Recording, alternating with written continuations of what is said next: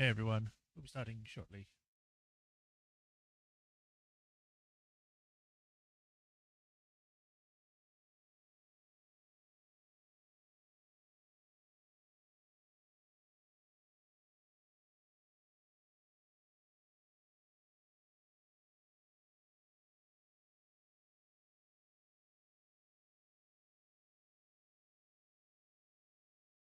Okay, that's all done.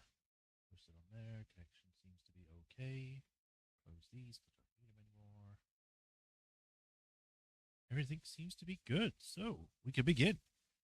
Hi everyone, welcome to another stream of the Great Ace Attorney. Today we are continuing off where we were last time. We had started the trial for Gina, and we have managed to prove that there was a third party present, and it turns out it was Edgar Benedict. Oh, he was hiding in a haystack, and no one noticed. Yeah, we're gonna see if we can question him and know what he is. Apparently, he's a communications officer, which now I think about it, or I thought about it after that stream. I was like, no, that makes sense because like I said in that stream, he probably was the one selling the information to people abroad, like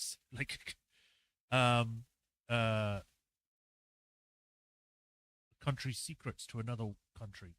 I can't remember what they're called, espionage or whatever. I don't know. Traitor to the British crown. But anyway, we're going to be seeing if we can prove that, and if we learn anything more today. Other than that, I get the feeling Van Zeeks doesn't like us that much because he was heavily against us. He's like, you Japanese filth, the kind of thing, and I'm like, oh, okay. But we're gonna see how much we can get done. So without further ado, let us begin proper and get into it. I don't know if there's another thing after this, but we're gonna see what we can do. Let's try and get as much done as we can today. Hey, Ruffatron, welcome. You just made it. A minute later, I would have had to ban you. Not really.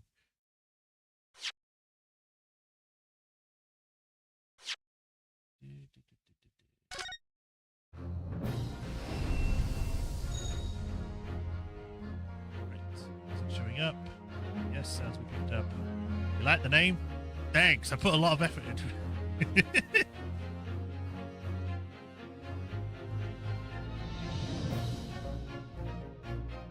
Quite a bit to go? Okay. Yeah, everything's showing up. Need to refresh my stream now.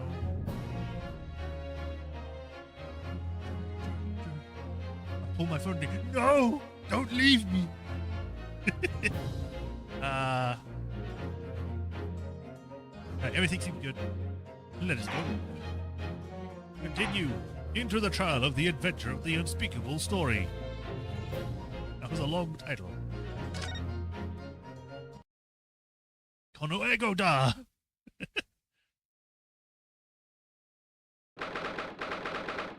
17th of April. Old Bailey, Defendant's Antechamber. 12:41 p.m. I said 12:14. Gina, how are you holding up? I ain't speaking to you.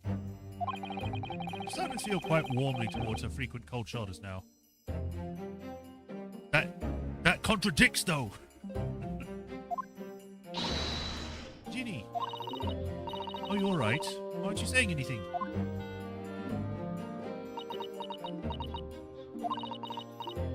What's the point, eh? Why go through this trouble and fight so hard for the likes of me? What? Well, you saw it. That picture. What picture? You mean this? The photograph taken by Hurley's red-handed recorder. This part should be shorter than the last time. The next part is more than double this. Oh boy!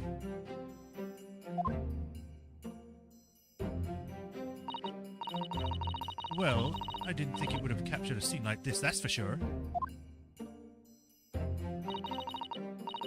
It's hopeless. Anyone who's seen that's gonna think I did it, ain't they?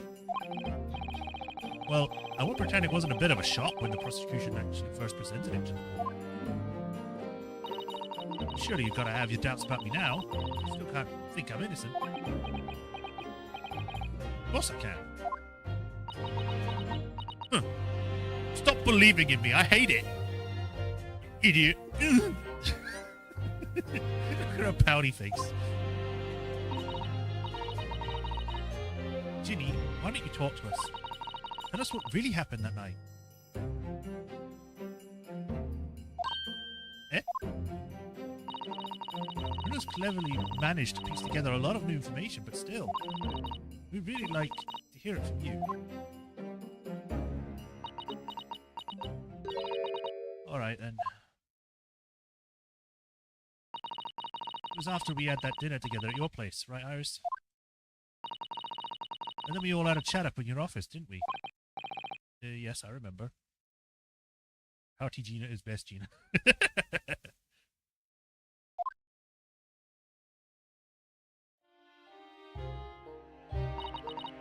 After that, I just couldn't get to sleep. So I slipped out and went down to the street to the 2-1 to Winterbank's place. I had to know if Iris' story was there or not. I hounded the basketballs. I don't know what it's about or nothing. If you ask me, there's something in it that Sholmes don't like. Something what you don't want people reading. I had trouble reading that for a second.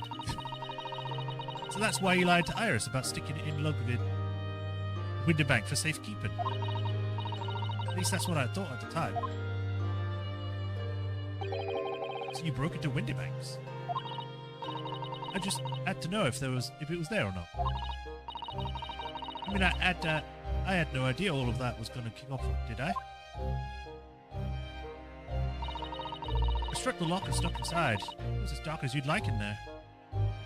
Who's your favorite character so far? Sholmes. I mean, that's an easy. I think that's a given for anyone, unless you hate good characters.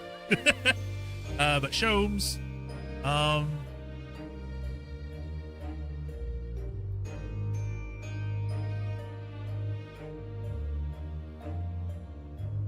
I kind of like Van Zieks. I'm not as much of a fan as, like, say, Malaroth, but, you know. He's just so over the top. He's like, I will put my foot on the desk. For dramaticism. So I gave the oil lamp on the counter a bit of wick. And that's when... What do you think you're doing? Ah! I nearly died, I did. And next thing I knew...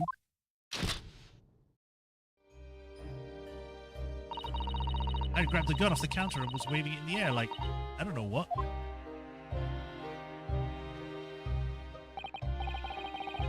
I have to remember the voice I gave this guy. Oh, you're the gopher who was here in the afternoon. I didn't think pickpockets went in for armed robbery. The manuscript. Have you got it here?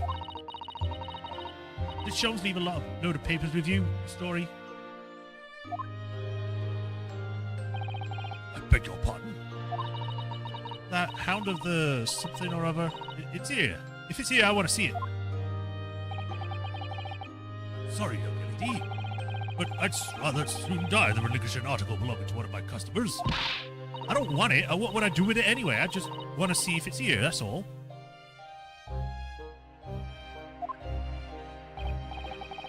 Oh, you want to see it, do you? I want to know if Sholmes really pawned it here or not. Please, just let me see it, and I'll go.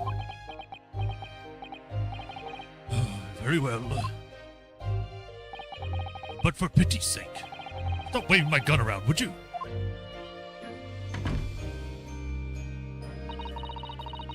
So then the old cove unlocked the storeroom door, and we both went inside. And it was there, all right. The manuscript. Sholmes weren't lying after all. He did all that just to check for me, Ginny. Anyway, then there was a bit of a kick-up outside the main bit of the shop.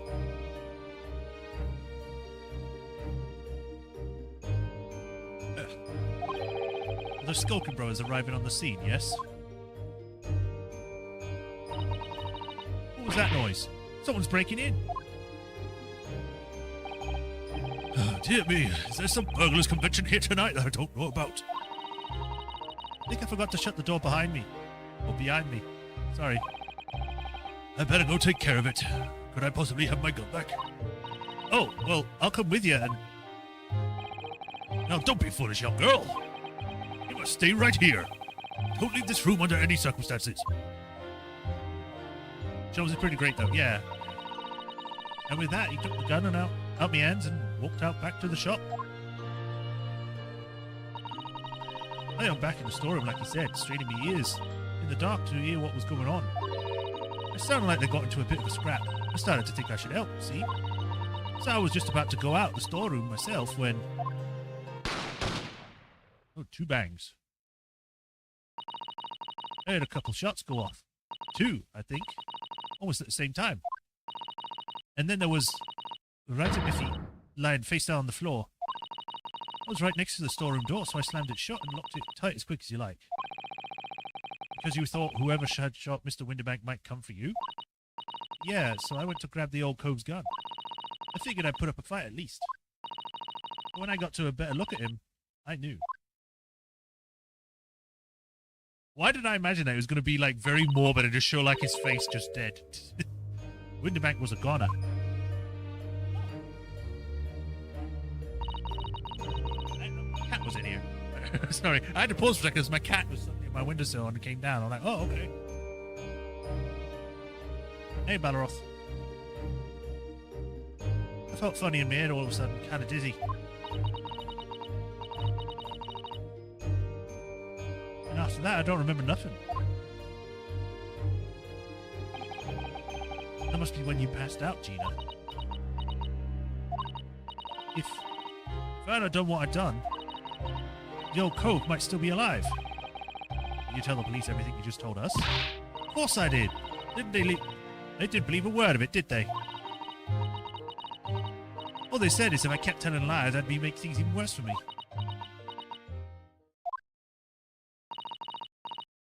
It'll be alright, Ginny, don't worry. Just stay strong a little longer. Runa's about to put the real culprit through the mill.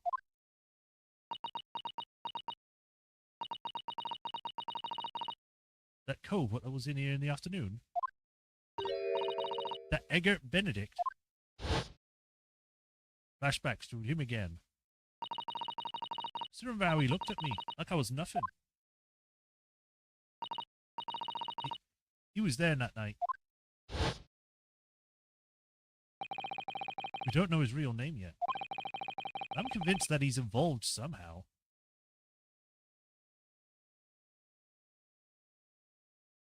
It depends on what my cat's doing. I mention them. Most of the time, she's just sleeping on my bed. Or she's not in here, so...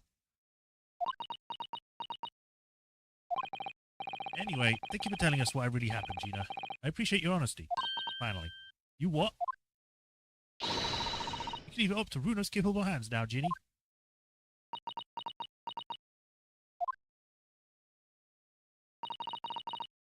Mr. Nara-Odo. Yes? How can you trust me? I don't get it.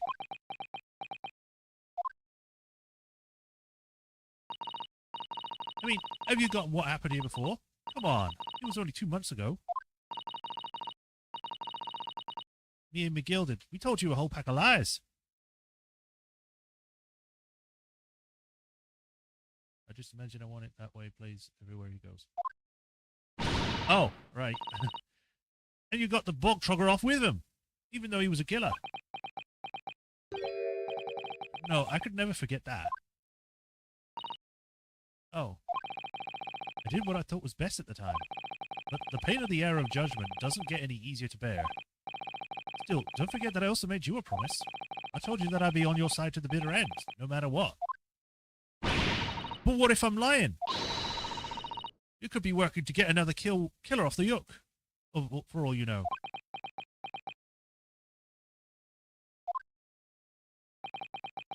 I was once in your position, Gina. I was the accused in the trial. I just realized that we've literally just had a kind of retelling of Phoenix's thing, is that everyone was against him until this one guy showed up and was like, no, he didn't do it. You don't have proof.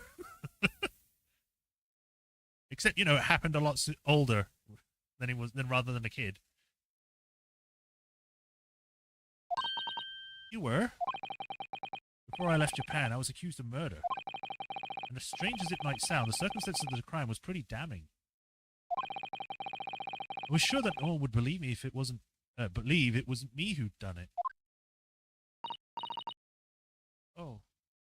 Runa? I don't know why I said it like that. But there was one person who stood up for me, who believed in me, and was prepared to defend me. My best friend. Ryunosuke, no one believes in you more than I do. Leave this to me. All you need to do is put your faith in me, and I'll do the rest. I was so happy I cried. But even then, somewhere inside me I couldn't help thinking, surely he doesn't really believe in me. Not completely.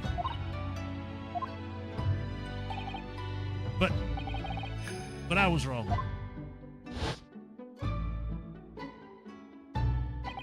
I mean, to be fair, I defended myself, but he was there. As soon as my trial began, it was obvious that he had an absolute unwavering belief in me. And that there was something more to it than that. It was only later that night that we consummated that. Sorry.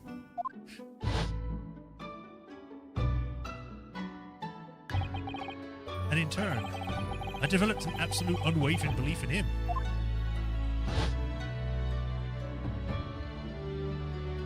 I think that's the first time I see her stand up straight. And they were roommates. Since then, I came to realize, if you want someone to believe in you, you have to believe in the other person first.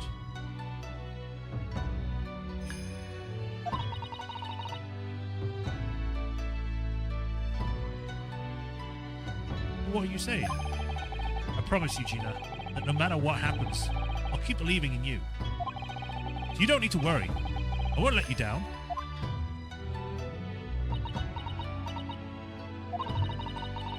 Even though I'm a diver and a no-good liar. You're not like the Gilded. I know that. Eh? That's right, you're our friend, Ginny. Iris. We know you better than you think. And we've come to the conclusion that you're someone we can trust. Yes. Yes! Man, I said that so flatly. That's really all we need to know. Exactly. Mr. Naruto, I...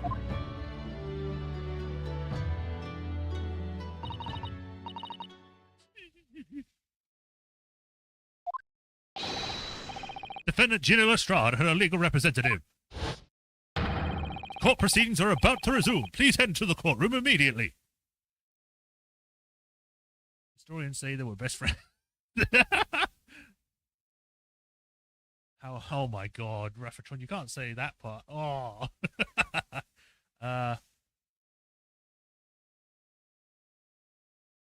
Alright, from friends to rivals to friends to lovers. Yeah. Yes, of course. Thank you.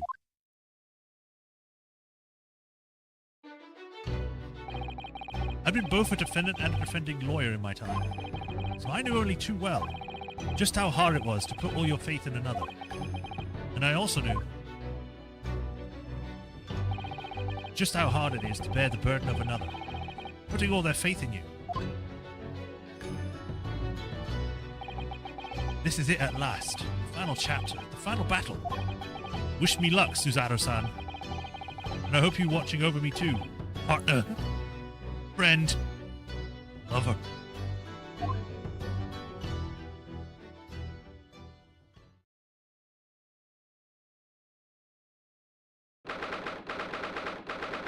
And like it comes to it at the end where it's like, I'm sorry, Kazuma, but I have to move on. Van Zieks is now my lover.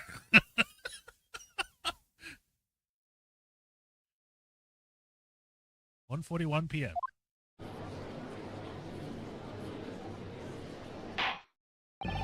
I hereby call this court to order as we resume the trial of Miss Gina Lestrade. Lord Van Zeeks have successfully subpoenaed the witness. The subpoena was delivered to the communications station where the man works immediately, my lord. However, heavy rain has delayed the arrival of his carriage on the scene. I see. Then let us return our attention to Inspector Gregson's precise case. I almost read there's something else. The precise case heard by the court this morning.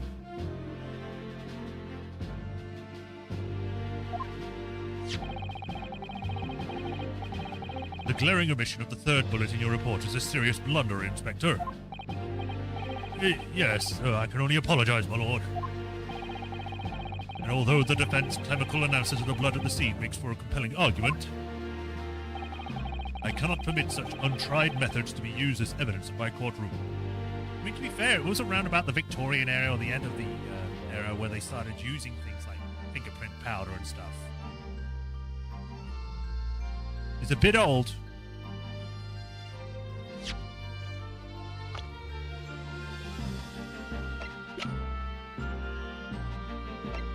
He's only 32, that's what? A 12-year difference? 11?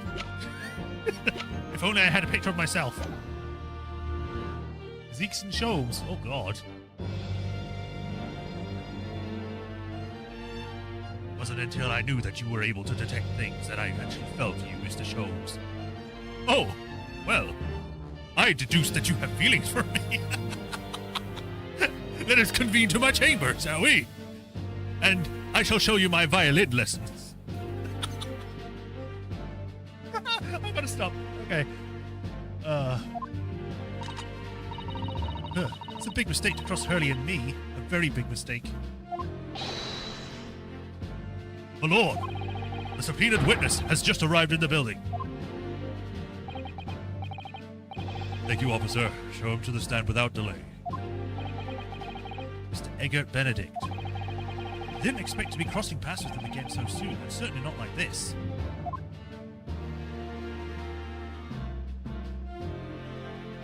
There he is, wearing his stupid outfit still. Thank you for complying with the court subpoena at such short notice, sir. I have to remember the voice I gave to him. I know it was posh. But of course, my lord. As an upstanding member of learning society, it's my pleasure to oblige.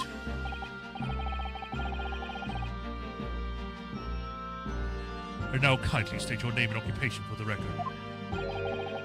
Ashley Graydon, Communications Officer. Mr. Graydon and I both work at London Central Communications Station. And now perhaps someone would kindly explain what all this is about. You were apprised of the situation by the court officers on your way here, I presume. Yes, I was. Something to do with the murder that took place at the pawnbrokers on Baker Street. And some nonsense about me having been there on the night in question.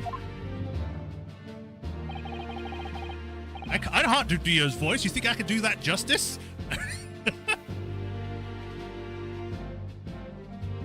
I haven't watched JoJo in years. I have to watch it again to recapture that, but that is the accusation. This is really beyond a joke, you know? Very well, without further delay, the court will hear your testimony now, Mr. Graydon. You will respond to the accusation made against you under oath.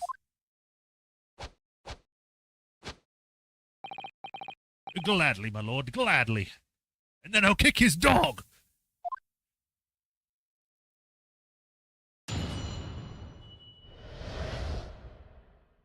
Accusation.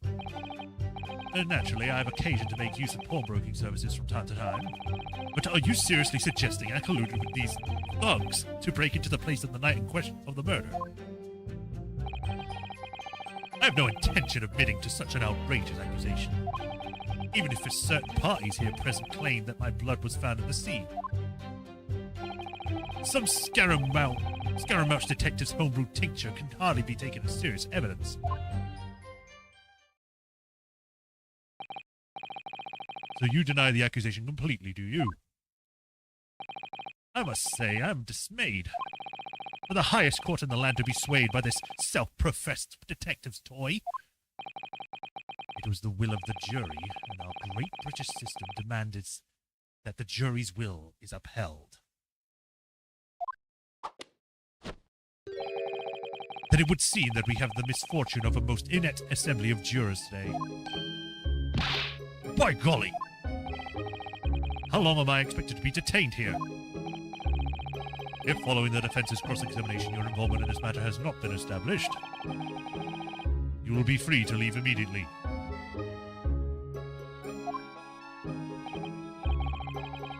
Good. I shall be away in time for afternoon tea. Some small consolation at least. Let us not hold up Mr. Graydon any longer than necessary, counsel. Proceed with the cross-examination. So, you meet again, Mr. Egbert Benedict. Or is it Mr. Graydon? My apologies, you are Mionoski Naruhodo, defense lawyer. We have met. If you say so, Ashley Graydon, enchanté. So, his hat's gone. Oh, I trust we can conclude this quickly. But I'm not holding your flashy hat while we do. Do a Van Zeeks. Throw it into the chandelier behind you or whatever.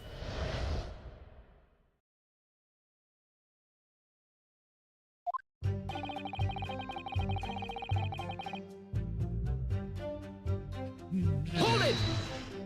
Pressing everything. Yes, we met in the very pawnbrokery where the crime took place on the afternoon of that day in question.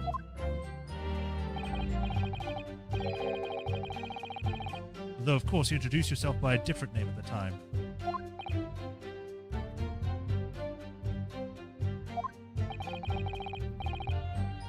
It was Mr. Egbert Benedict, Objection! You didn't even let me finish! The witness is here to testify about the events that took place that night. He is under no obligation to answer such unrelated questions. You can't be serious. Thank you, because I certainly do not feel inclined to answer any such inappropriate question. So he's gonna be evasive, is he? In an effort not to give anything away. For a minute there, I thought that was a smiley face.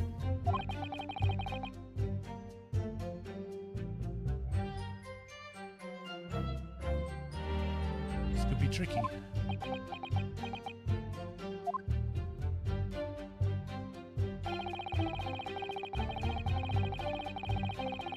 Hold it!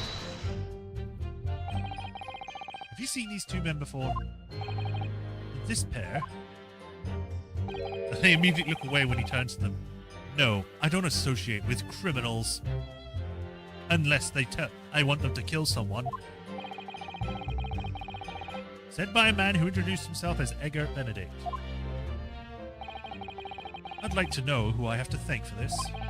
Who made this outlandish accusation against me? The young lawyer there in the black. This is a farce. Whose idea was it to permit an outsider to work in a British court anyway? Well, needless to say,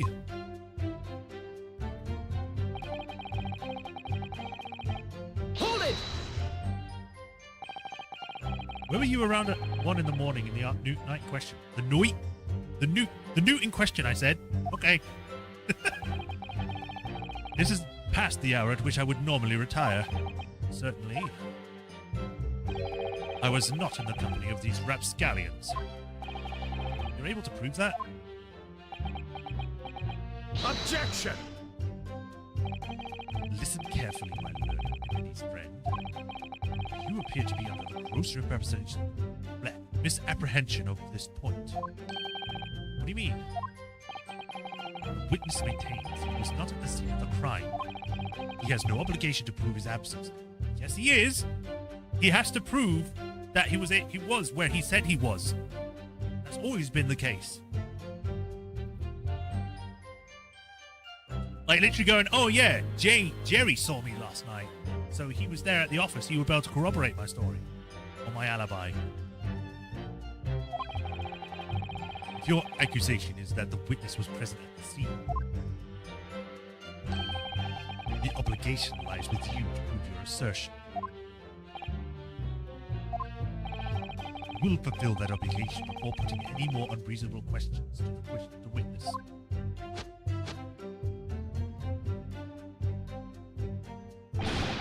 A silent victory wiggle, thanks.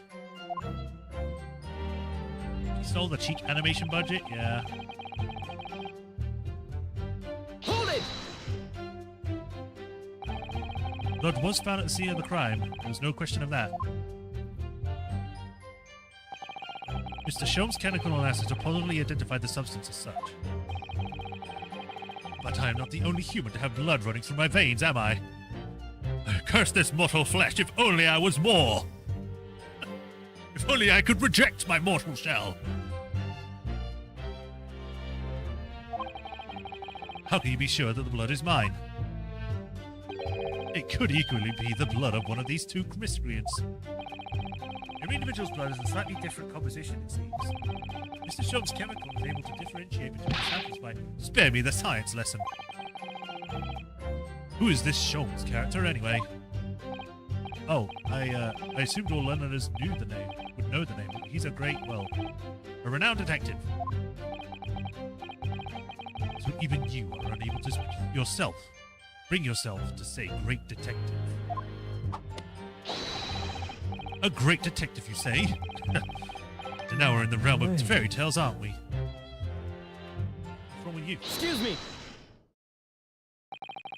Do you have something to say about that, Mr. Skulkin? What? Me?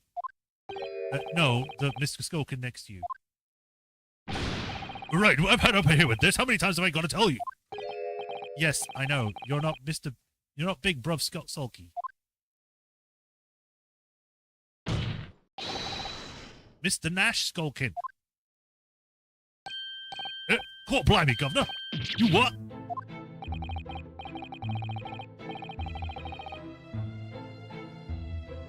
Is it not the case that when Mr. Graydon just spoke, a thought went through your mind? Would you care to share the thought with the court? Me? What? Thoughts? I don't have none of them. We must have been him. You what? Mr. Nash Skulkin, answer the question, please. What went through your mind when Mr. Graydon just spoke? Nothing, honest, Gov, nothing. I was just thinking. What if we wave his arms around like much more? He'll open up the wound again. That's all. What wound? Where he took the bullet, of course. It was only 2 days ago, and it ain't got to be healed. Yep. So I was, well, you know, I was worrying for him. And... Oh, hell's bells. He's been shot. What? Hey, Swordmaster. Welcome. Mr. Graydon, did you hear that? What? Your comrade is worried about you, it seems.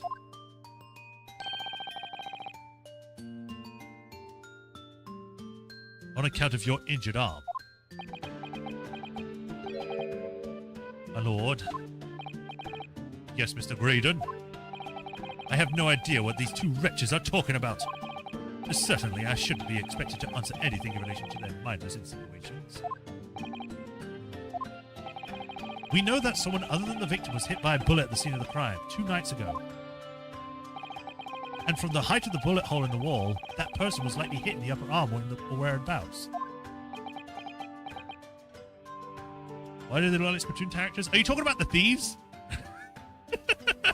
To catch on a trend? I don't know. I didn't really think of that, but then again, I don't play Splatoon, so...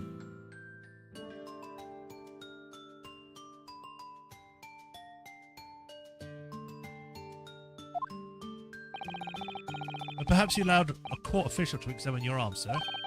The left arm that you're currently clasping with your right hand as if in pain.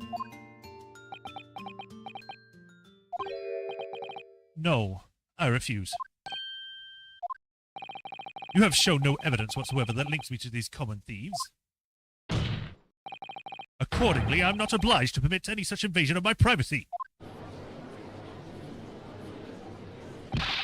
As I've already said, I am completely uninvolved in all this.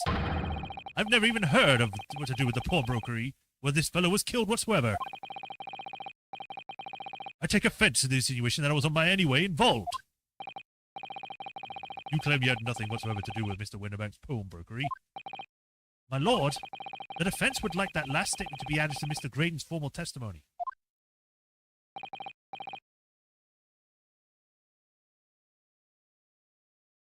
It's a Von Karma moment, yeah. Very well, counsel. Continue with your testimony, Mr. Graydon.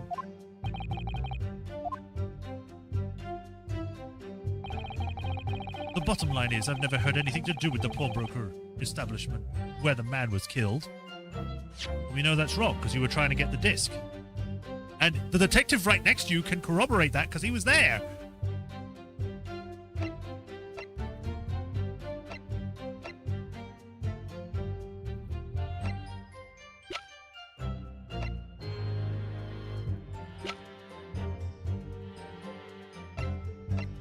I don't know if I can present this. Objection! I can, yeah.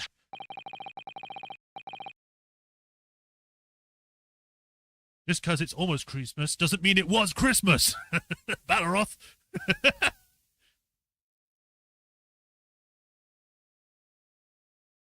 Have you ever seen this disc before, Mr. Graydon?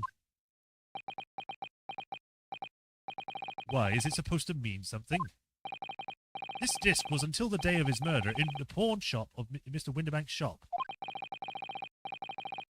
It was redeemed by the defendant, Miss Gina Lestrade, that afternoon. However, somebody mysteriously appeared to try and take it from her. And that somebody was you, of course, wasn't it, Mr. Graydon? As I have reiterated numerous times now, you're mistaken. It was not me. I have never seen that disc before in my life. It may have escaped your notice, but there is a small smear of blood on the disc. Ah, yes, resorting for an abrasion on the thumb, perhaps. That's right, the surface of the disc is covered in hundreds of tiny metal bumps. The skirmish to acquire the disc, or in the skirmish to acquire the disc, the thumb of the person who tried to take it suffered minor lacerations. So, while the disc bears the remnants of that skirmish in the form of the smear of blood, the thumb of the person in question must bear the remnants also, in the form of a scratch. Good gracious! Indeed it must. Mr. Graydon, you refused to allow a court officer to examine your arm before. Are you now going to refuse to allow us to examine your thumb? Because I have no doubt that it bears a small scratch consistent with the smear of blood on this disc. Well, well. It would seem I underestimated you. Again, that's the second time. The first time was when you think I couldn't figure out with my deductions of Sholmes, and now you're underestimating me in court. This is your fault. What is the meaning of this? So you admit it now. You admit you have a scratch on your thumb from when you attempted to take the disc from the defendant.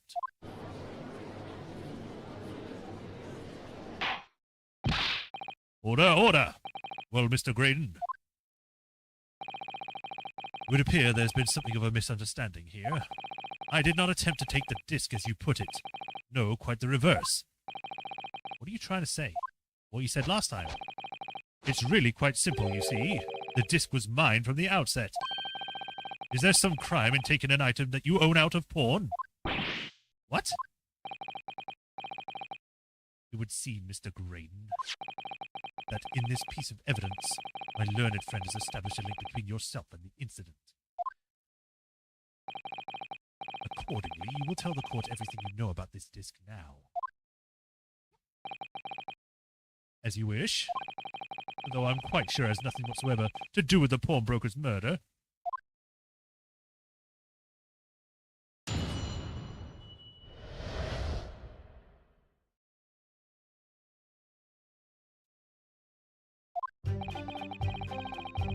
There's a note on the disc saying for McGilded, but the item belongs to me.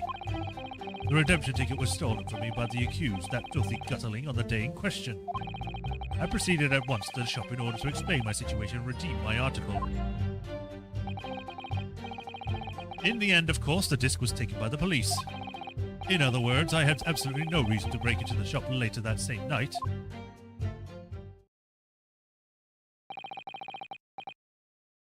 Did I hear you correctly, sir? Begilded, you say, the famous London philanthropist, who died in a tragic fire accident? Exactly, who perished in this very courtroom 2 months ago after being acquitted of a distinctly messy murder? Yes, my lord, the one and the same. Oh, good lord, Mr. Graydon, are you saying that Begilded and yourself were acquainted? Yes, that is correct.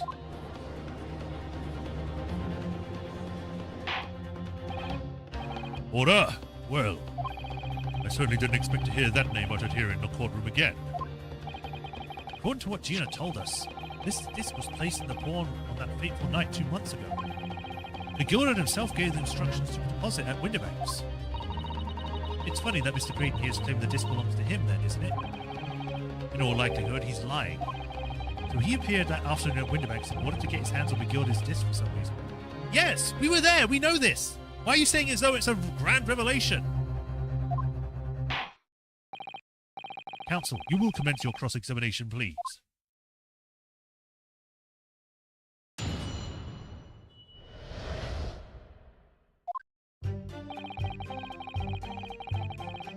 Hold it! Would you care to explain how this belongs to you? As you will observe, a communications officer such as myself commands a fine salary. You are certainly exquisitely dressed, sir. So you see, I have little need to make use of the services provided by the pawnbrokery trade. However, I did once find myself in difficulties having misplaced my purse while on an errand. Which is why I pawned my fine black overcoat to the broker in question. Clean, that was your overcoat. Obviously, and in my haste I clean forgot. The music box disc was in its pocket. And yet, there is no note that reads for Begilded. I am a collector of rare, unusual music box music. I'd first met Mr. Begilded at a gentleman's club in the city, and was interested to discover that he shared my penchant in that area. So the disc in question is a pre-production sample. I promised to let Mr. Begilded hear it, but then you forgot that it was in the pocket of the overcoat you were forced to pawn. Yes, exactly. Gina didn't mention any of that in her testimony 2 months ago, did she? No, because Begilded had threatened her to keep her mouth shut. Which means that if we dug too deeply here, it's going to expose Gina's perjury. Oh, dear. This is complicated, isn't it? Let's leave it alone for the time being.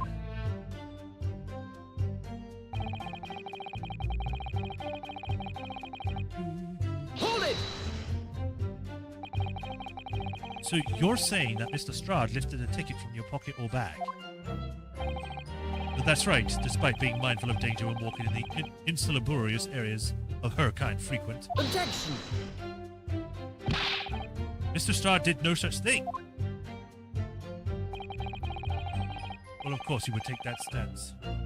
But the girl is a regular offender. You came to the pawnbroker that day, prepared with all the information you needed to identify the defendant. You were looking for her, and that's what brought you to Winterbanks. To get your hands on Begilded's disc. Objection! My learned friend is a veritable default. Nonsense. Nonsense? I concur with the prosecution. You are full of nonsense. Counsel, you will refrain from conjecturing in this way. Is that clear? But it's not conjecture. We literally saw the plan on the back of the picture. Where is it then? I don't know. It vanished. Yes, my lord. And then I will continue with my testimony for what possible use it could be. I proceeded at once to the shop, blah, blah, blah. Hold it!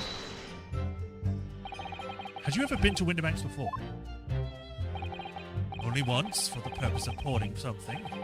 But like many, I enjoy browsing in such establishments. So when you noticed the pickpocket had taken your ticket, you chased after her, is that correct? Yes, that's right. I didn't notice at first, of course, such as the part of the pick purse. But when I did, I headed to the pawnbrokery at once, in order to reclaim my coat before the thief could. I was merely trying to recover what was rightfully mine in the first place. He can say what he likes because he knows we have no evidence to contradict him on this.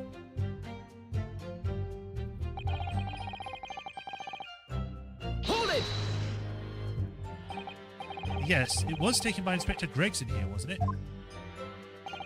That's right. This is the very man. Apparently, the police are collecting anything that has any connection to Mr. McGilded Is that right? as evidence. Excuse me. Is something wrong, Inspector? What do you mean? The last remark Mr. Grain made in his testimony seemed to trouble you in some way. No, it didn't. There we go. Sorry about that. No, it didn't. It's nothing. Leave it alone. Let me ask you this, Inspector. Why is Scotland Yard gathering Mr. McGilded's possessions? I can't tell you something like that, Sunshine. What is it, Inspector? Investigative secrets. I've lost many.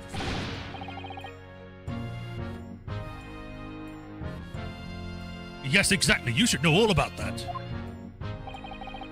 That is McGilded, who died so unexpectedly after his trial 2 months ago.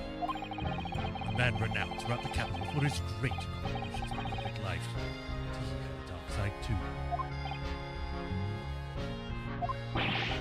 Where are you going with this, Van Zeeks? I suppose the police are dealing with the aftermath of his nefarious activities, are they? That's enough! Coppers like me have duties to carry out that we're not allowed liberty to talk about. That's all you need to know. The duties conferred by Lord Strongheart, I presume. The Lord Chief Justice appears to have great faith in you.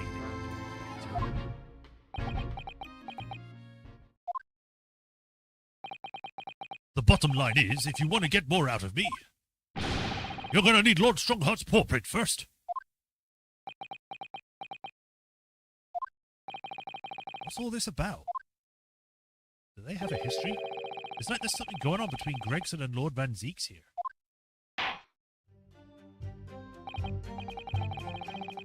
Well, it would appear that the inspector has revealed all he is at liberty to reveal.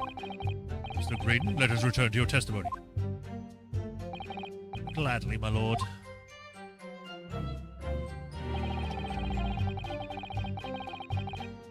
Hold it! But perhaps you'd seen something of value among the forfeited items?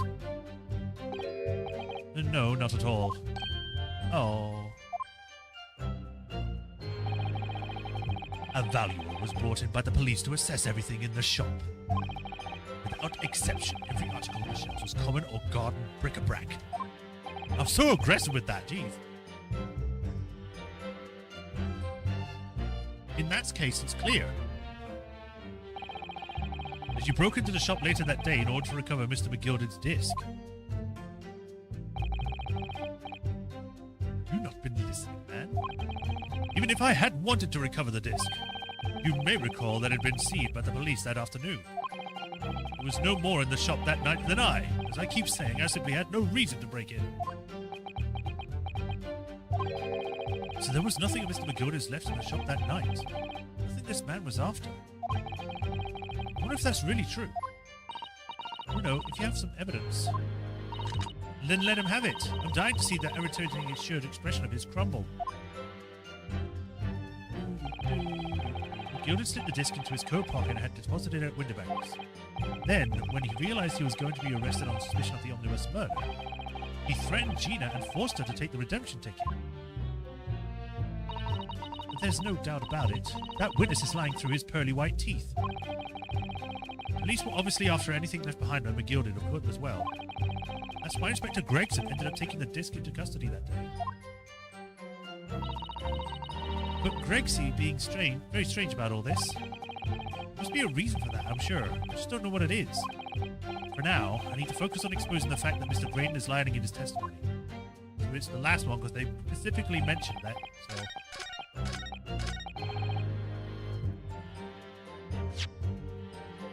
Okay. box and a coat. I think this will probably work because he was looking for this and he mentioned it. Objection! This disc was deposited at Windibank's and Magnus McGilda's instructions. You knew that, and you went there with the intention of obtaining it for yourself. Objection! Conjecture again. And in any case, this disc was taken into custody by the police that afternoon. The witness has no reason to revisit the pawnbrokery that night. Objection!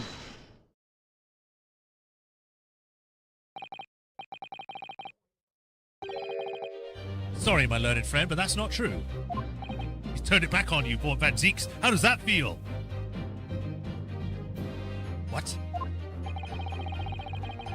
Mr. McGill had another article in pawn at Windibank's. As this second pawnbroker tickets proves. There were 2 articles belonging to Mr. McGill in Windibank's pawnbrokery. And the reason you broke into the shop that night was to recover the second one. Together with your 2 accomplices, the Skulking Brothers.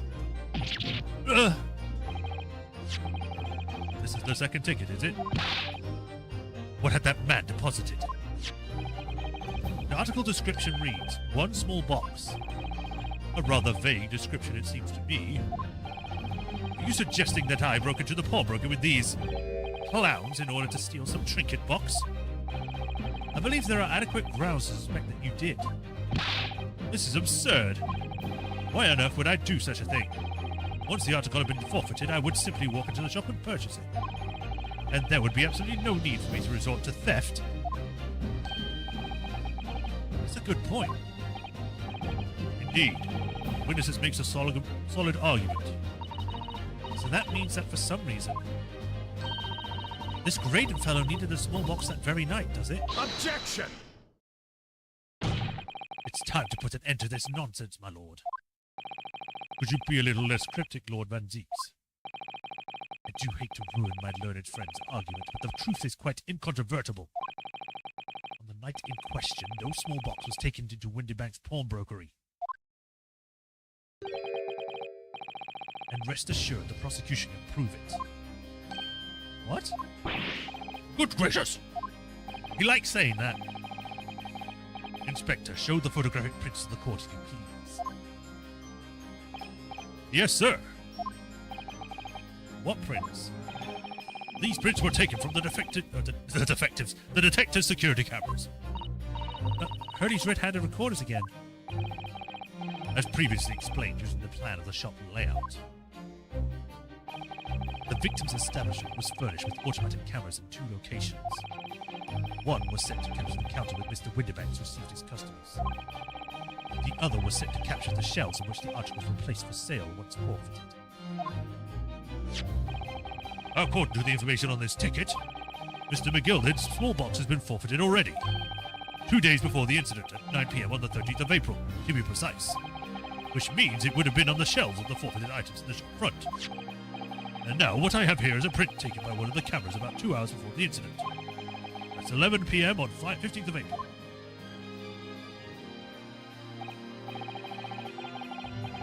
The victim certainly had a very full shop, it would appear. And then we have another print.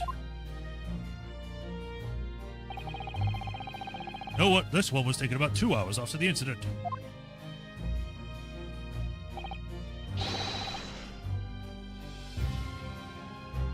I see, so we have 2 prints to compare.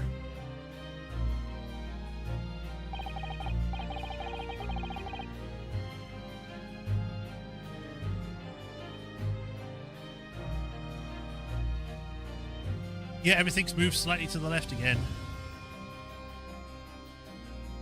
I can tell by looking here, these look slightly more left than this one. Although I must say that placing them side by side leaves me cold.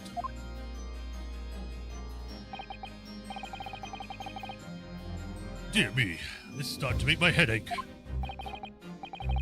Obviously, Scotland Yard has off considered theft as one possible motive in this case. We explored the possibility that someone had been taken into addition with the victim's life. So your men have already compared these 2 prints thoroughly, Inspector? Yes, sir.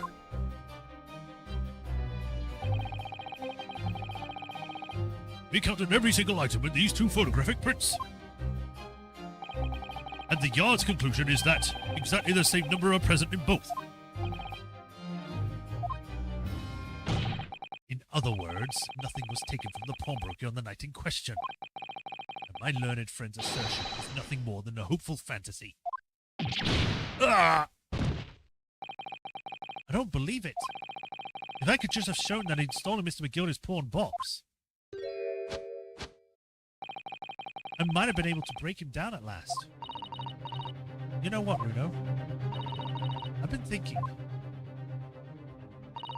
I wonder if these two prints are really exactly the same.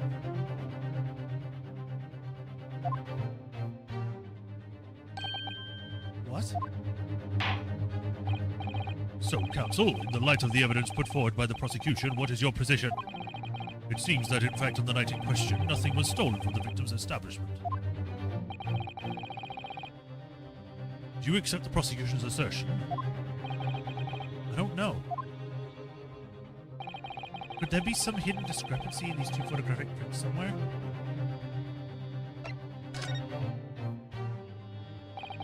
Before I give my answer, Mr. Lord, I'd like to try something if I may. Try something? What do you mean, counsel? I'll need to use a certain piece of evidence from the court record to identify the discrepancy. I'm not entirely sure I follow. Which piece of evidence do you intend to use to help you identify a discrepancy between the two prints? Doobie-doobie-doo, where are you? There you are. Take that! I'd like to use this device, my lord. View the two prints stereoscopically. Crikey! Yes, you caught the bug at last. You can't resist, can you? You got the cross-eyed compulsion. Juror number 3, what a surprise. Come on, Runo. Let's put the pictures in place, and then we can see what the roundable contraption shows us. And there we go. Now, look through the eyepiece. The box stands out. I wasn't sure at first, but there's a clear discrepancy between these two prints. What? You must identify the location in question for the court, counsel. And indicate the precise location of the discrepancy as you speak. Dude, it's very obvious. It's the only thing that's not blurred out. Take that! What, you want me to pick the horse? Granted, these two prints are almost identical. However, there is one minor discrepancy between them. What? What do you mean? My men looked through this thoroughly. When you view the two pictures stereoscopically, the other box starts to glow. A single area stands out as being different. The location of this small box. Wait. Unbelievable. By Jove, you're right. How extraordinary. Okay, Santa Claus. What this tells us is very simple. Mr. McGilda's small box was indeed not stolen from Windybanks on the night in question. However, there's no doubt that somebody picked up this particular box and then returned it to its place on the shelves. It wasn't outlined in the original 3D version. Well, I would assume so, because on the 3DS version it'd be actually in 3D. Are you suggesting that the small box originally deposited by Mr. McGilda is in fact... Yes, this very small box, very same small box identified in those photographic prints. Objection! Mindless guesswork. He's getting more aggressive as I go through this. He's not supposed to be. Mindless guesswork. What if it was? So a box was moved on the shelf. Nothing was stolen. Which means, quite simply, that nothing has changed. That may be true, but... Alright, McGilda's box wasn't stolen. But doesn't the fact that it was moved like that change things?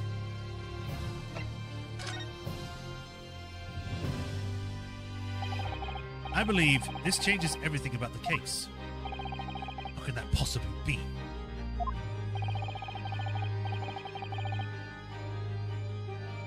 The crucial point is the fact that what was moved was a small box.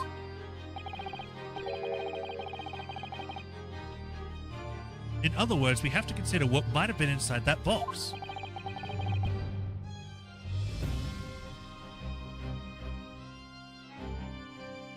What are you suggesting?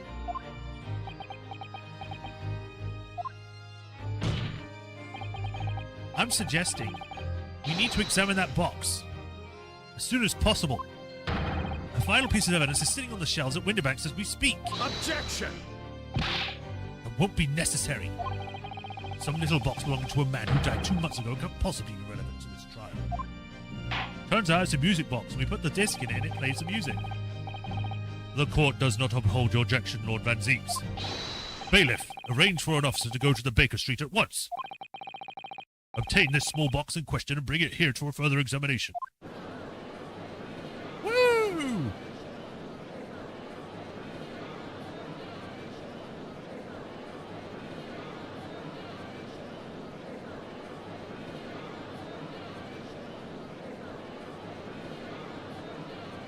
Dramatic slow pans to everyone.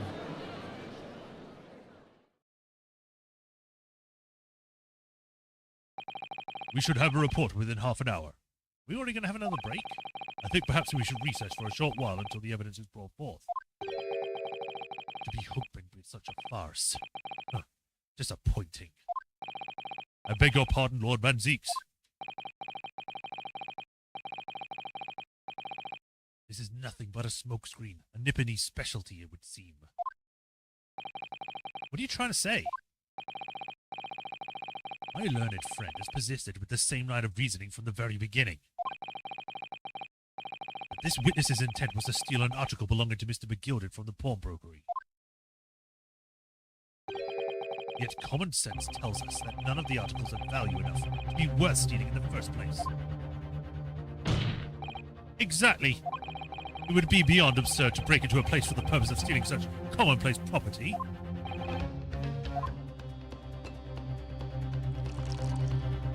Brings out the wine again. Or grape juice. If your lordship recalls, Mr. McGilded perished 2 months ago, immediately after the conclusion of this trial.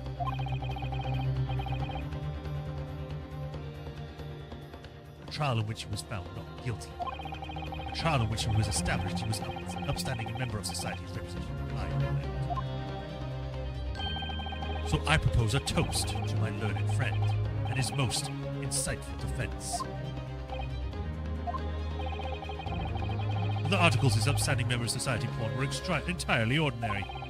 A black overcoat that just happened to have a music box sticks in one of its pockets, and a small box. I assure you I wouldn't accept even if the man tried to make a gift of such things to me.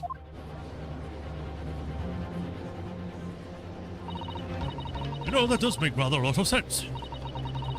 It's not as if it was gold or jewels, though. It's no goodness Mr. Gilded was rich enough. But you can't take the piss into pawnbrokery cash something. The prosecution's argument is undeniably compelling. It is incumbent on the defense now to bolster its argument. I had to slip into that voice there. To explain what possible significance these commonplace articles pawned by this fine citizen could have. Well, counsel, is your argument in fact demonstrable? Are you able to show proof that the disc or the music box are in tangible way related to this case? Well, what's the matter, Uno? We know that they're related, don't we? They're both vital pieces of evidence. Yes, of course. You and I both know that. We know McGilded's true character, and we know the disc is significant, even if we don't know why. But if we explain all that to the court at this point, we'll have to acknowledge that McGilded's acquittal 2 months ago was a mistake. That the defense's argument was flawed, based on false information. Oh no. And that would mean admitting that Gina committed perjury. But Ginny, could it be that Van Zeeks knows? Is that why he's doing this now? Because he's anticipated everything? But maybe this could be a great opportunity for us. Sorry? What do you mean, Paris? Well, what is it that you always say, Runo? Sooner or later, the truth comes out. Every time.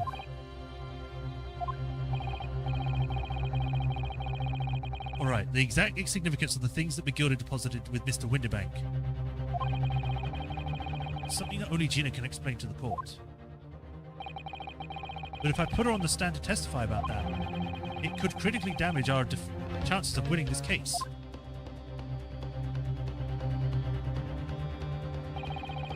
What's the right thing to do here?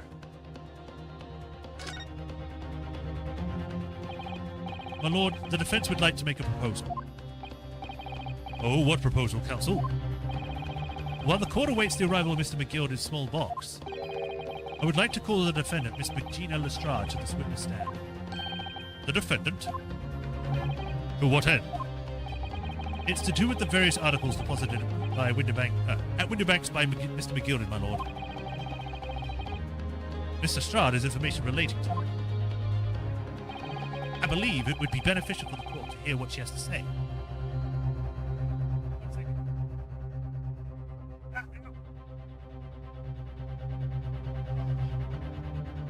Of course, I stretch my shoulder and it freaking cracks.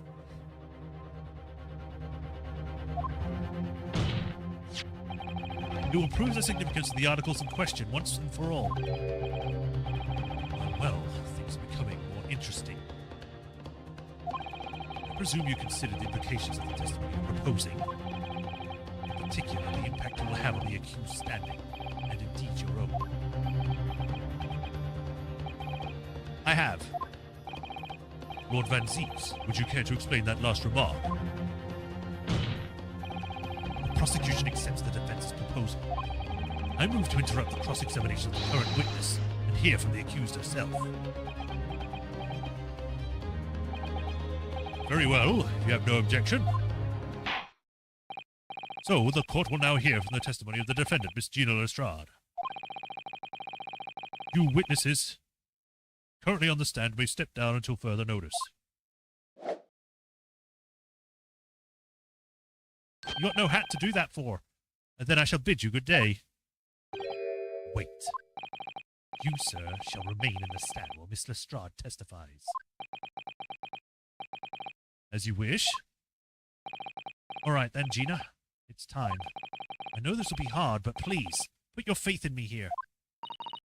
Good luck, Runo. Even she's doubting I can do this.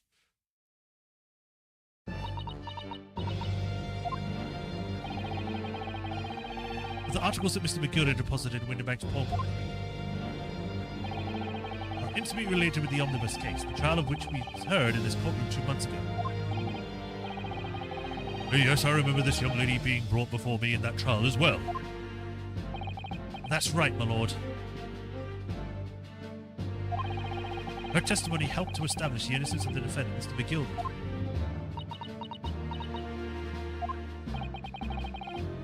The omnibus case was intriguing, to say the least. And now, here we all are again, the same players in that trial facing each other once more. Ever since that trial, you've been on me, haven't you? You've just wanted to get at me because you thought I was lying or whatever. A twist of fate, perhaps, my difficult friend.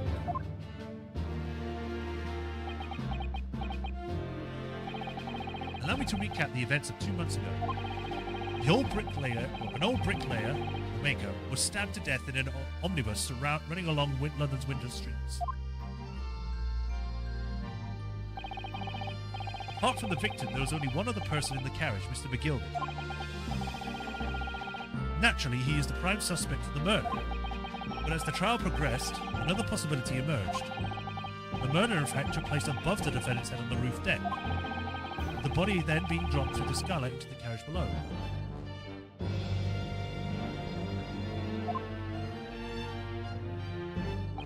It was Miss Lestrade whose testimony brought that possibility to light. At the time of the incident, Miss Lestrade was concealed under a seat in the carriage, hoping to pick the pockets of the unsuspecting passengers. Then, immediately after the trial, having been acquitted of the murder, Mr. McGilda died in this very courtroom in the most extraordinary circumstances. mystery that remained unsolved, and now, 2 months on, as indeed the omnibus did murder itself. Be that as it may, I hit my mic there. I recall neither the disc nor the small box being mentioned in the course of those proceedings.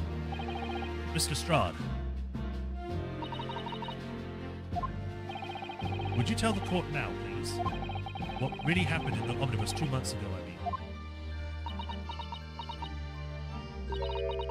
I don't know what you mean. I already said all of what I want to know. What I know. And what about everything you told us yesterday from inside your prison cell? Please, Mr. Strahd, this is extremely important. But remember, little girl, if it transpires that you willfully withheld information in the trial 2 months ago, the Home Office will seek to prosecute you for perjury. And naturally, you will lose all credibility as a witness. Although, let's face facts, you have little credibility to lose. Ginny, don't listen to him. Please, you have to trust Runo now. Iris, we're on your side.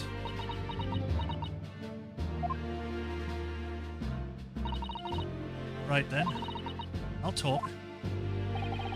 It's the right choice, Gina. Well, it would seem my learned friend is hell-bent on bringing the entire courtroom down about his ears. So be it. I must confess that I'm struggling to understand what on earth is happening here. However, it would appear that Mr. McGilded pawned articles are an extraordinary case of the omnibus, harbor secrets of which have been hitherto unaware. Pouty. So, Miss Lestrade, you will now give your testimony before the court about the events of 2 months ago. You will reveal the truth of a commodity sorely lacking in your original statements. This is it then. Everything's going to come out. Like Van Zeke said. This could bring the whole courtroom down about my ears, but as a lawyer, I'm prepared to take that risk.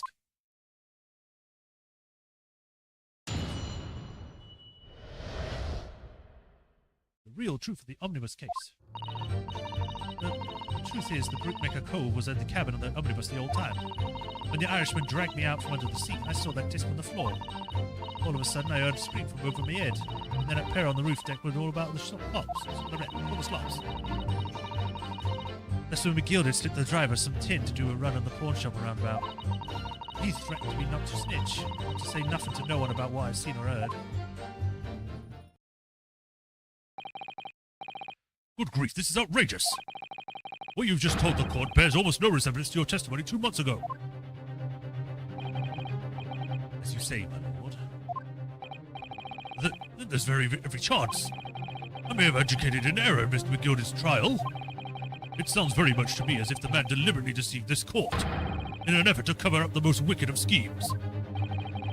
Without a doubt, your lordship is correct. A great injustice was done in this courtroom 2 months ago. The actions of the accused in that trial, of this witness, and of my learned friend are entirely inexcusable. I don't believe it. The whole trial was a farce. It was all lies. The McGilded fellow was rotten to the core, just like that pickpocket. Don't forget that lawyer from the east. They were all in it together. You're wrong, the lot of you. Mr. Naoto, the lawyer there, he didn't know nothing about it. Humbug. I don't think so. Are we really expected to believe that? He really stitched everyone up, didn't he? What an operation to get the man off scot-free. Unforgivable stuff. The lies have to stop. Stop.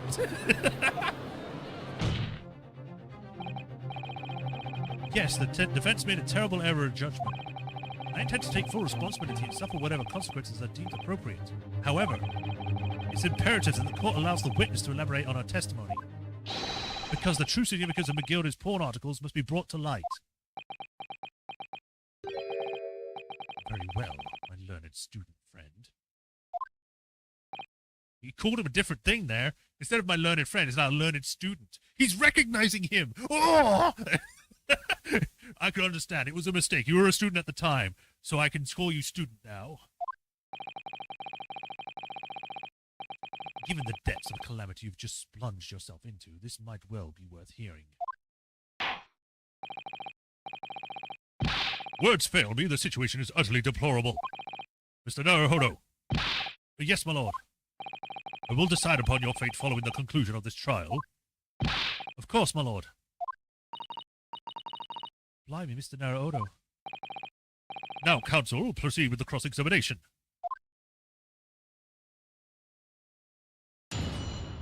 Whee! The real truth. Hold it!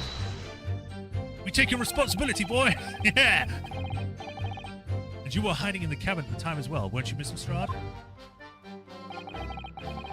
If I remember rightly, in the storage compartment underneath one of the seats. That's right. It's pitch black under there, so you can't see nothing at all. And now, in your testimony 2 months ago, I feel certain that you claimed Mr. Gilded was the only sole passenger, did you not? False testimony, my lord. That's what he told me I had to say. But it's important that you tell us the truth now. Where Mr. McGilden and the victim acquaintances? I don't know.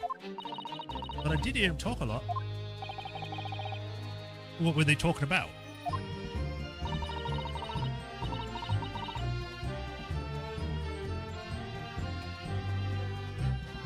Well, I couldn't hear too well, but if I had to say, I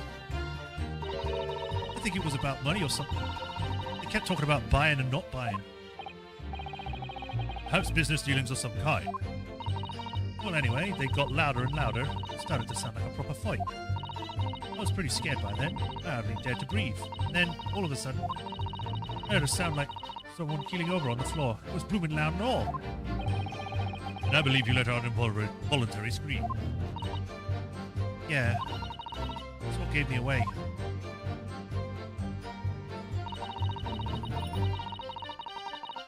Hold it! Was the disc you saw this disc? Yeah, I reckon it probably was. It was right next to the cove lying on the floor. Would this disc have belonged to the victim, perhaps? I don't know, but Mr. McGilden picked it up pretty smartish. And then he sat in the cove with the knife in his belly up on the seat. What did he say to you at that time? He told me not to say a word about what I'd seen or heard to no one. About the disc and all. I was dead scared. The way he was looking at me, I thought, if I didn't go along with it, I'd get stuck with that knife too. Then he started asking me a load of questions. Like what my name was and where I lived and all that. He asked me about being a diver too. But after a while, what happened in the carriage was noticed. Yeah, that's right. First there was a kind of rapping noise.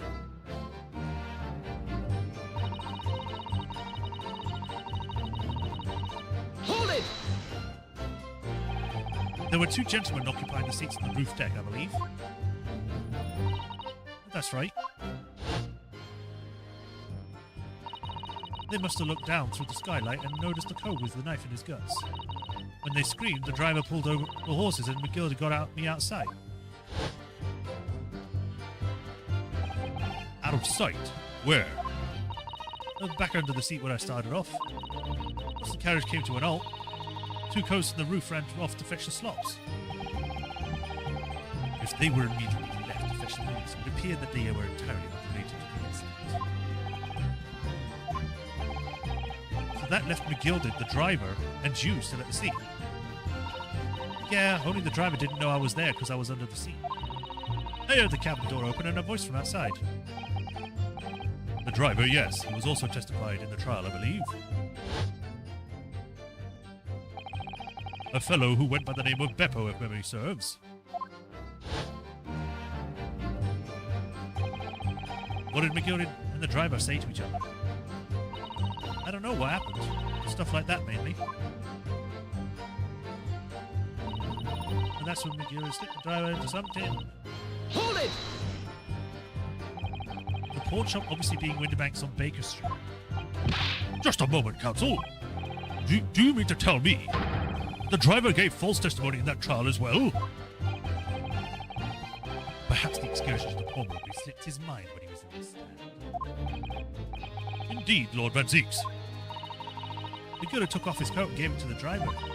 He folded it up, all careful-like, before handing it over. When I was in When I saw him do that, I remember thinking, that coat and what's in it got to be worth a few bob. Yes, Gina was sure the disc must be worth more than Mr. Winterbank was suggesting, wasn't she? I remember her quibbling with him over the price that afternoon at the pawnbroker. The driver looked pretty happy when McGill had flashed some brass in his face. He went off running like a lick. Off on a lick. And then the bog trogger called me and told me to come out from the drag's cabin.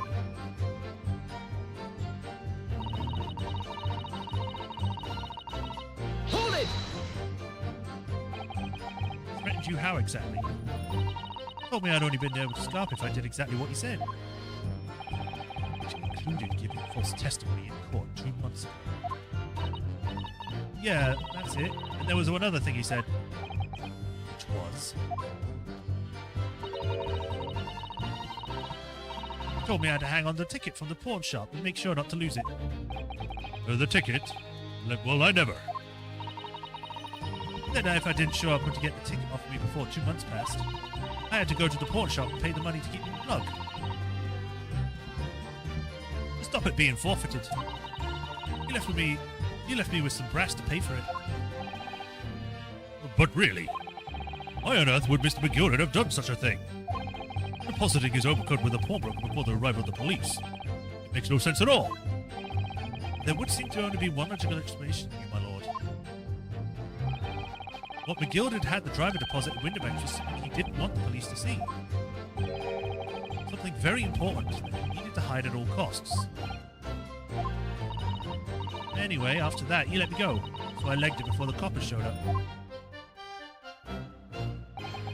Well done, Gina. It can't have been easy to tell the truth like that. She's really put her faith in you, Runo.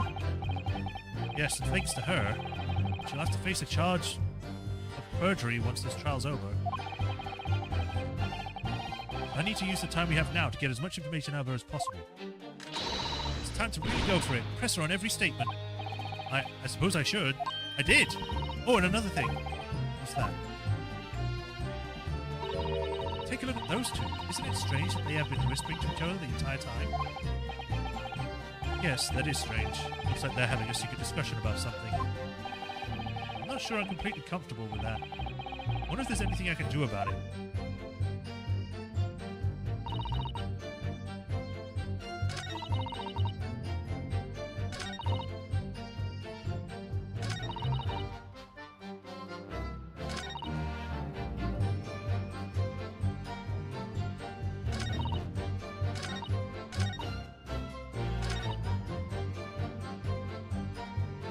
Pressed on everything, so I don't know why it's telling me to press on something else again. Or make sure to press on everything, and I did. I can't switch to them because there's no option to switch between the different people on the stand.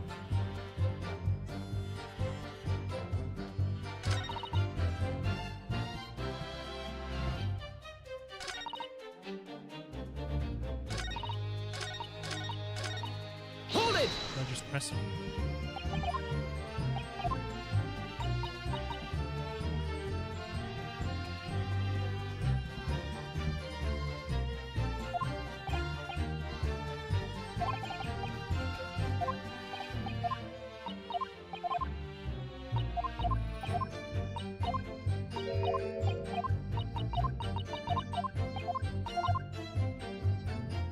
Maybe I just have to press on something and then excuse them on that.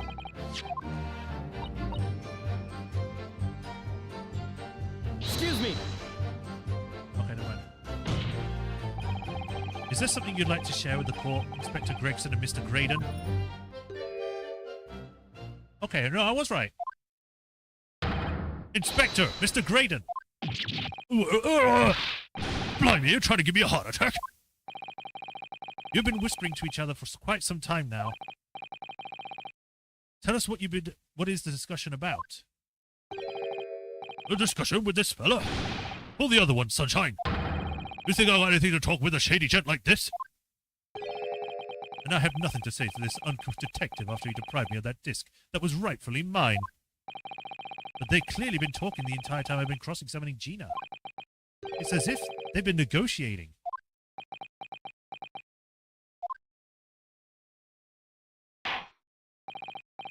Thank you, Miss Lestrade. Thank you, Council. I've heard enough. I believe now we have a reasonable understanding of what actually transpired on the omnibus. It would appear that on the night of 2 months ago, a negotiation was taking place in the omnibus. A negotiation concerning this disc. However, matters did not run smoothly.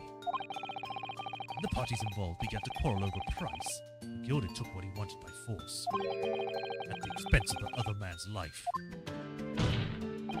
Which proves my point. The disc is clearly extremely valuable in some way. Although I don't understand why as yet. 2 days ago, precisely 2 months after the omnibus incident, the Gilded's coat and its contents were due to be forfeited. I didn't know what I should do with the ticket. I mean, the Cove died right after his trial. I knew that. So you decided you would try to claim the articles as your own.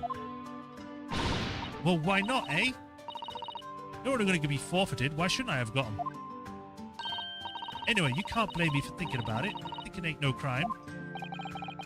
Mr. Strad, it would appear Mr. McGilded was prepared to kill in order to take possession of this disc. Do you know why that would be? Eh? I ain't got a clue.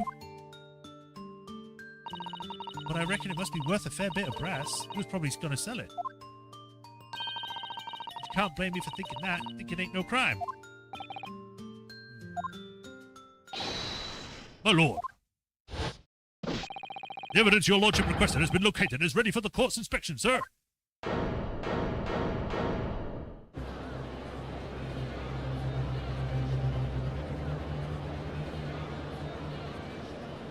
There we go. It's this little box deposited when McGilded 2 months ago. There's no doubt in my mind that it's a key to this far-reaching puzzle. Is it going to end there? What an awkward way to end.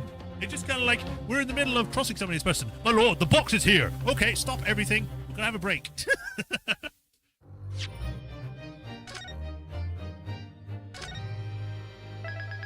Trial, part 4. All right, how long are we going for? About 2 hours? About an hour and 28 minutes? Okay. You said that the next part is probably the most longest, right, guys? Have you been playing Mario Kart this whole time in my chat? Ugh. Ugh.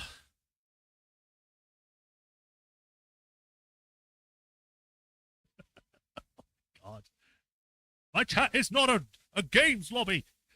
You're supposed to be watching me.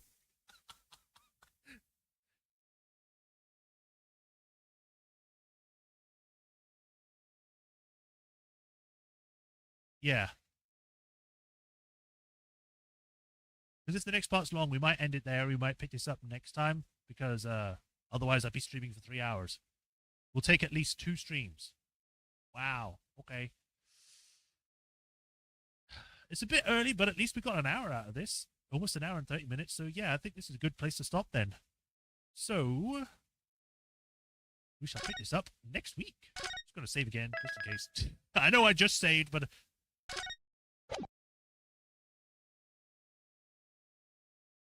It's the box! Oh, I like the gem on it. Right. Exit game.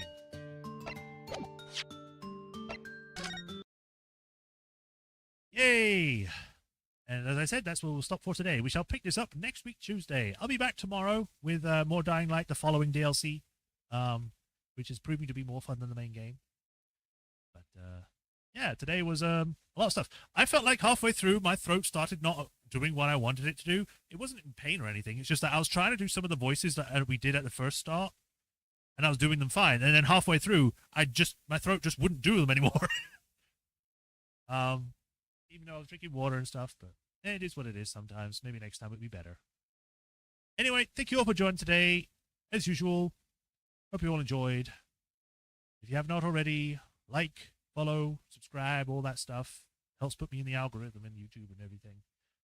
If you want to support me, there's a link to Patreon and tips. And if you do become a patron, you get anywhere to the Patreon is here. When I give you a shout out in every stream, like I do with Hiruru Kuni, the Soulmaster 87, and Rafatron 2000, I thank you for the continued support. I greatly appreciate you all, and we reveal that we did perjury so we can win at this trial. But, yeah.